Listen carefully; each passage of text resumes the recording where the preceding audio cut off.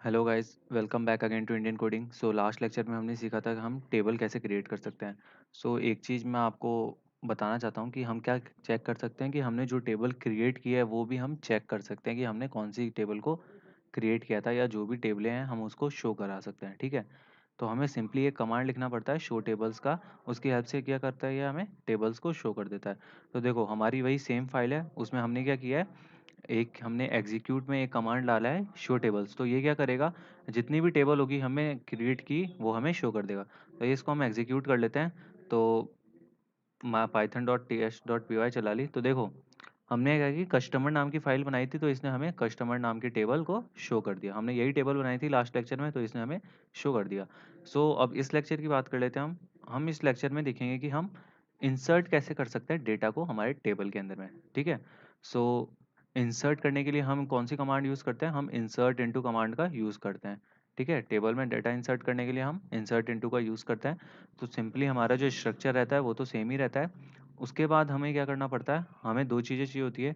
एक तो होता है एसक्यूएल और एक होता है वैल्यू। तो एसक्यूएल कमांड में हम लिखते हैं जो भी हमें इंसर्ट करना होता है। ठीक है, तो एसक्यूएल में जैसे हमें इंसर्ट करना है, इंसर्ट इनटू कौन सी टेबल का नाम हमें लिख देते हैं जिसमें हमें इंसर्ट करना होता है। और हमारे पास कॉलम कौन कौन से, हमारे पास दो कॉलम थे, नेम एंड एड्रेस के। ठीक है, और उनकी वैल्यूज़ वैल्यूज़ किस में आएंगी, स्ट्रिंग्स में। ठीक है, तो पहली वैल्यू है जॉन और दूसरी आएगी हाईवे 21।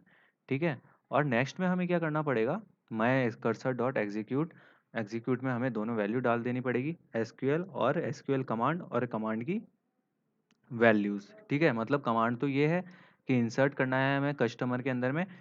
ठीक है, नेम और एड्रेस, और नेम और एड्रेस की वैल्यू क्या है हम उसके साथ पैरामीटर में पास करेंगे। देन हमें एंड में क्या करना पड़ता है, हमें एंड में कमिट जरूर करना पड़ता है।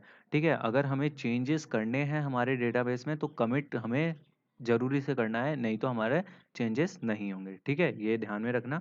ठीक है, अब हम क्या करते हैं, हम इसको एक बार इंसर्ट करके देख लेते हैं, सेम एग्जाम्पल को ही। ठीक है, तो हमारी जो फाइल थी हम उसमें क्या करते हैं, इसको सेव कर लेते हैं। अब हम कमांड प्रॉम्प्ट में जाके इसको एग्जीक्यूट करके देखते हैं। ओके, तो हमने एग्जीक्यूट किया। सो अगेन हमने क्या किया है, यूज़र नेम और पासवर्ड में हमें क्या करना पड़ेगा, अपना यूज़र नेम और अपना पासवर्ड।